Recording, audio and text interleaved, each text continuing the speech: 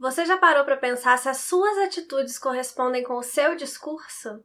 Pois o livro que a gente vai conversar hoje é um puxão de orelha de Dostoiévski na sociedade da sua época e na nossa sociedade também.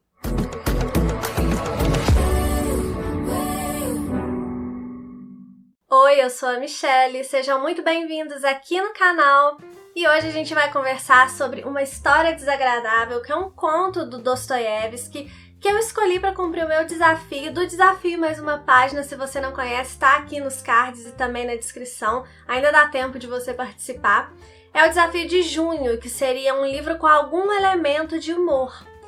E o que esse livro aqui tem de humor? Parece muito até com Dom Quixote, com O Grande Mentecapto, que é um livro que usa esses elementos de humor para, na verdade, contar uma história que, no fundo, é bem dramática. Então, esse conto vai trazer aqui, logo no início, uma reunião entre 3 altos funcionários de São Petersburgo, onde um deles está fazendo aniversário e também está comemorando a compra da casa nova dele. A gente vai acompanhar mais de perto aqui o Ivan Ilyich Pralinsky, que vai ser o personagem central desse conto. Ele, na hora de ir embora, ele vai procurar a carruagem dele, só que o cocheiro dele foi dar um pulinho ali no casamento de um conhecido dele que estava acontecendo ali por perto. O Pralinsky, ele fica nervoso, né? Não gosta do cocheiro ter saído com a carruagem dele assim, tanto porque ele tinha falado que não era pra ele fazer isso, era pra ele ficar esperando lá, mas aí ele decide ir andando.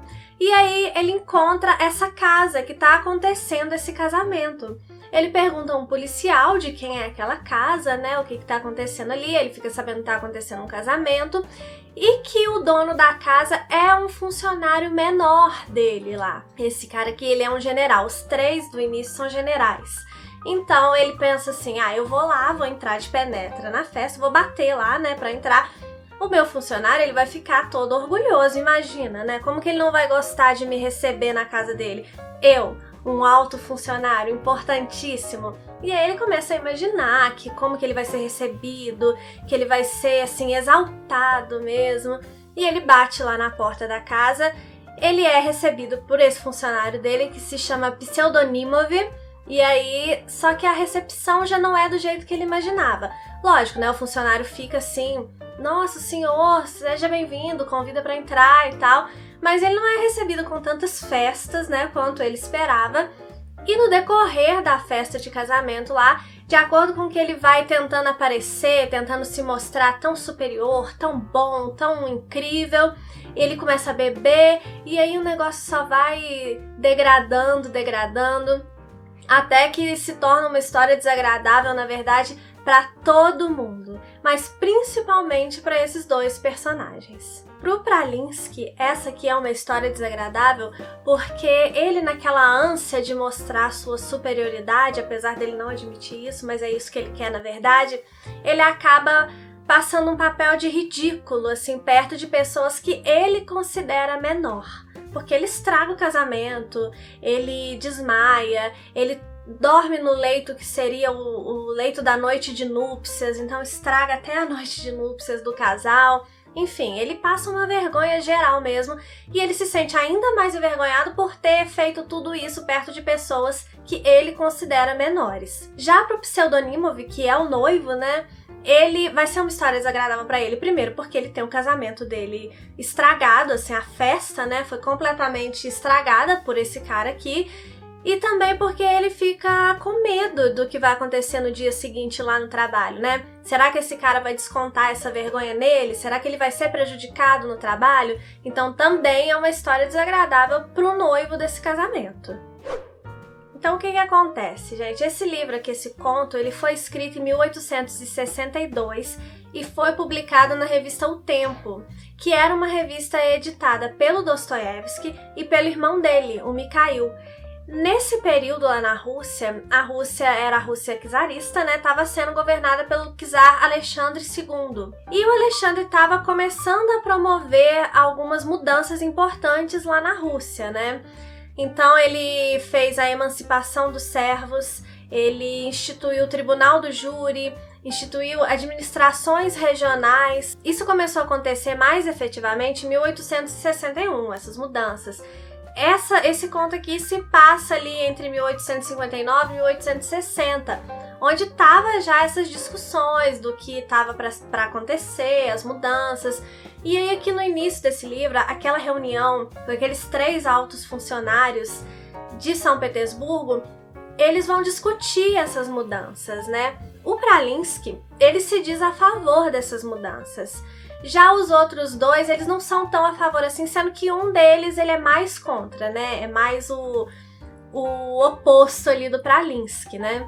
E o Pralinsky, ele critica muito esse cara, né? Ele se acha muito justo, ele se acha muito bom, porque ele queria essas mudanças. E ele coloca o outro cara que era contra como meio que a parte mal do negócio, sabe? A parte que não queria o bem das pessoas.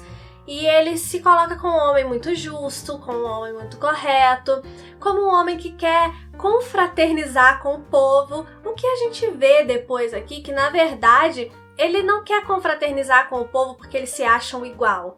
Ele quer confraternizar com o povo, na verdade, porque ele quer ser colocado num pedestal, porque na cabeça dele, de fato, ele é superior. E aí o que a gente percebe aqui? Uma crítica do Dostoiévski para o seu tempo e que pode trazer aqui para o nosso tempo também. O Pralinsky, ele se coloca aqui como guardião da bondade, né? O cara que quer igualdade, só que na verdade os atos dele não condizem com o discurso, sabe? Ele quer todo mundo igual, ele quer tudo muito lindo, mas ele não abre mão dos privilégios dele, ele não abre mão nem de ser visto como alguém privilegiado. Ele se coloca o tempo todo como alguém privilegiado. Então, como que a gente discursa uma coisa, como que a gente defende uma coisa, mas na vida real, na vida prática, a gente não abre mão dos nossos privilégios para que nós sejamos de fato todos iguais. O Dostoiévski critica isso aqui no Pralinsky, colocando para a sociedade dele essa crítica, e a gente pode trazer sim para a nossa sociedade também essa crítica. Tanto porque falar que você quer o bem de todo mundo é muito fácil, né? Mas o que você faz para isso? Outra crítica bem óbvia até aqui nesse conto do Dostoiévski diz respeito a você valorizar ou desvalorizar as pessoas, né, de acordo com os cargos que elas ocupam. Isso era muito forte lá na Rússia desse tempo, na Rússia czarista, e é muito forte no nosso tempo, né, por mais que seja feito de uma forma mais disfarçada, mas nós valorizamos ou desvalorizamos as pessoas pelo trabalho delas, pelo cargo que elas ocupam. Então também é outra crítica do Dostoiévski aqui para a sociedade dele que a gente traz para a nossa sociedade também. Enfim, nas obras do Dostoiévski a gente sempre encontra essa crítica à incoerência mesmo das pessoas, né? De falar uma coisa e fazer outra, no discurso ser uma coisa e na vida real faz de forma diferente, né? Fala muito o que as pessoas querem ouvir, mas na prática não faz tanto assim, e a gente costuma ver só o que as pessoas falam, né? A gente não costuma prestar atenção nas atitudes por trás daquela fala bonita. Eu gosto muito dos textos do Dostoiévski porque normalmente ele critica muito essa incoerência mesmo da nossa sociedade, da sociedade dele, e que a gente pode trazer sim para a nossa sociedade. Essa edição aqui é da editora 34, uma editora muito reconhecida, né, pelos seus livros russos principalmente, pelas suas traduções que são muito boas, são direto do idioma russo. Essa aqui foi traduzida pela Priscila Marques e tem um ensaio aqui atrás, nas últimas páginas, que é do Alexei Remezov. E ele fala várias coisas nesse ensaio, né, sobre a obra. Mas um ponto que eu achei muito interessante é que ele interpreta essa história, ele dá uma forma de interpretação como se essa história toda fosse um sonho, tanto do Pralinsky quanto do Pseudonimov. E aí ele coloca como que seria o sonho de um e como que seria o sonho do outro, né? Eu achei muito interessante essa forma de interpretar o texto. Eu não interpretei dessa forma, eu interpretei como uma coisa que aconteceu mesmo, mas achei interessante. Então, se você tem essa edição, não deixe de ler o ensaio aqui atrás, que é bem legal. É um texto curto e complementa muito bem a leitura do conto, então não deixe de ler. Não deixe de ler o conto também, Uma História Desagradável. Eu, como fã de Dostoiévski, sempre recomendo, e esse daqui não é diferente, recomendo para todo mundo. É uma forma até fácil de você conhecer Dostoiévski, se você ainda não leu nada dele, porque É uma história bem curtinha, né, com menos de 100 páginas, 70 e poucas páginas o conto em si, então vai ser fácil de você ler, de você começar a se ambientar ali na narrativa do Dostoiévski.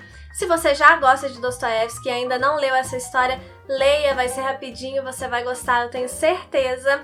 É uma história, como eu falei, que utiliza elementos de humor para narrar uma história que de fato é dramática, porque coisas supostamente engraçadas acontecem aqui nesse texto, mas que no final das contas elas nos levam a fazer reflexões bem profundas e que nos deixam até chateados por todos os personagens envolvidos aqui nessa história desagradável, que é desagradável para os personagens, mas para o leitor é muito boa de ser lida. Então é uma ótima experiência que eu indico para vocês. Se você já leu essa história ou qualquer outra do Dostoiévski e quiser comentar aqui embaixo, fique à vontade. Se quiser comentar sobre o que eu falei, sobre a forma que eu refleti sobre a obra, são as minhas reflexões, né? Você com certeza vai ter as suas reflexões que podem ser iguais ou diferentes, mas se quiser comentar aqui embaixo também, fique à vontade.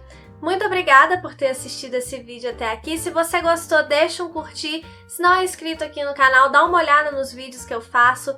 Como você pode perceber, falo sobre literatura. Se você gostar, se inscreva, você vai ser muito bem-vindo por aqui. Um beijo e até o próximo vídeo.